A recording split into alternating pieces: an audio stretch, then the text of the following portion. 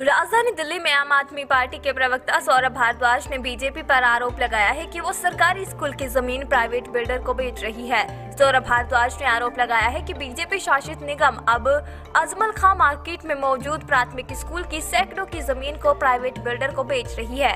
इस बारे में दुकानदारों को नोटिस दिया गया है कि आपकी तयबाजारी यहाँ से समाप्त कर रहे हैं, इस जमीन को खाली कीजिए।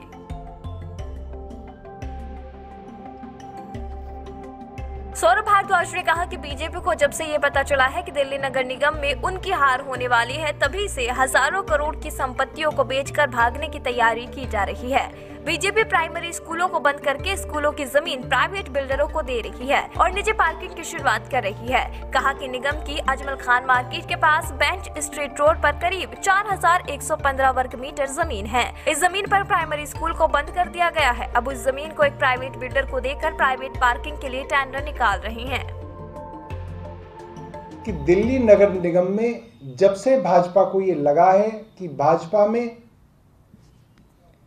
इस चीज की खलबली है कि अब दिल्ली नगर निगम में उनकी सरकार हारने वाली है, तो तीनों ही नगर निगमों के अंदर दिल्ली नगर निगम की जो संपत्तियां हैं, जो हजारों करोड़ की संपत्तियां हैं, उनको बेच के भागने की एक कवायद जो है जारी है।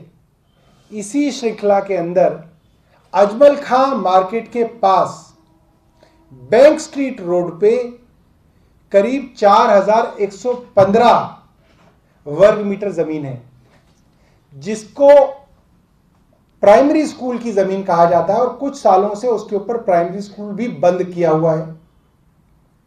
उस जमीन को अब एक ये प्राइवेट बिल्डर को देके उसके ऊपर प्राइवेट पार्किंग का प्रबंध करने के लिए उसका टेंडर निकाल रहे हैं।